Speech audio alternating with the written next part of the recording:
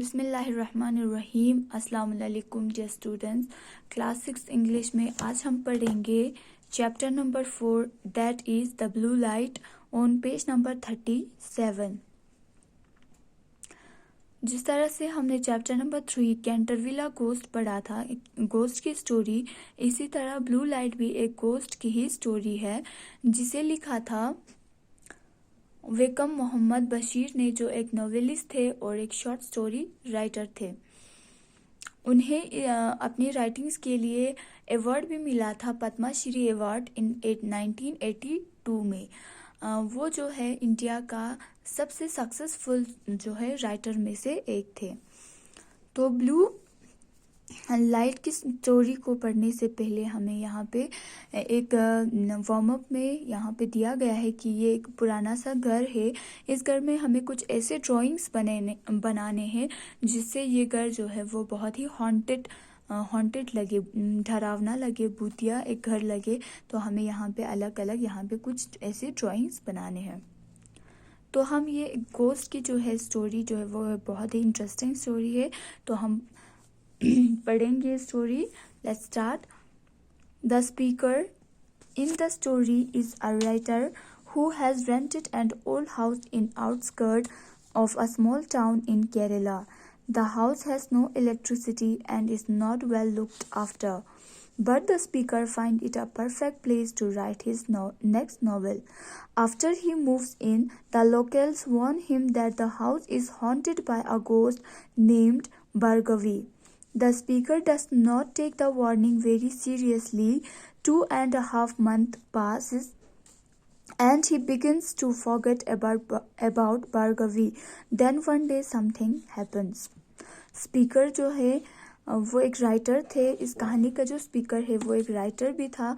उन्होंने एक घर लिया था केरला के एक स्मॉल टाउन से बहुत ही दूर, आउटस्कर्ट मीन आउटर जो है बाहर, वहाँ पे उन्होंने एक घर, ओल्ड हाउस जो है वो किराए पे लिया था। उस घर में इलेक्ट्रिसिटी, बिजली भी नहीं था एंड कोई उस घर को देखने वाला भी नहीं था।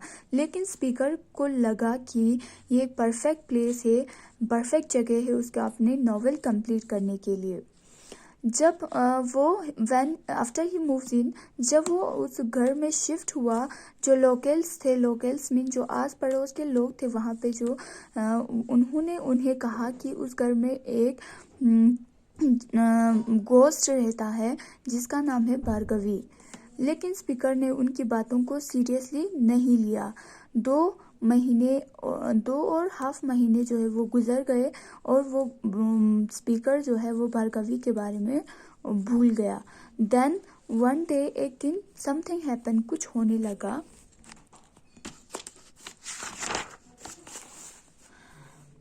It must have been around 10 o'clock. It had been writing a story since 9. It was a highly emotional piece.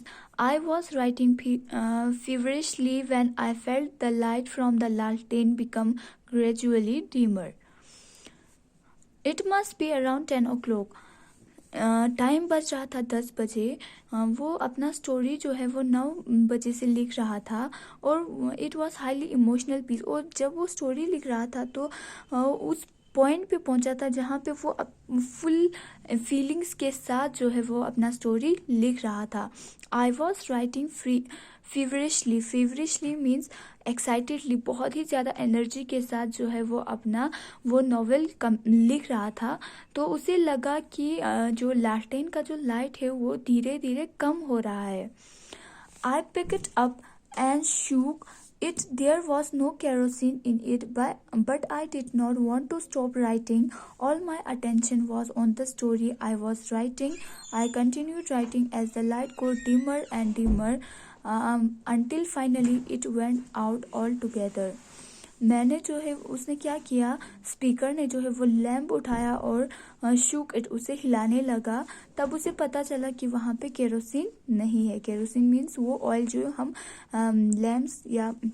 Lamps में लगाते हैं, उसे कहते हैं kerosene. But I did not want to stop writing, लेकिन मैं लिखना बंद नहीं करना चाहता था। All my attention was on story, और मेरा जो भी अटेंशन था, कंसंट्रेशन था, वो सब स्टोरी स्टोरी पे था। आई वॉज राइटिंग, जो मैं लिख रहा था। I continued writing as the light, और मैंने लिखना शुरू किया, कंटिन्यू रखा। जब मुझे लगा कि वो लाइट जो है वो कम, धीरे धीरे कम होते होते जा रहे हैं और फाइनली जो है वो लाइट बुझ जाता है। तो आज हम यहीं तक, होप यहाँ तक आप लोगों को समझ में आया होगा। तो हम कल कंटिन्यू करेंगे नेक्स्ट पैराग्राफ।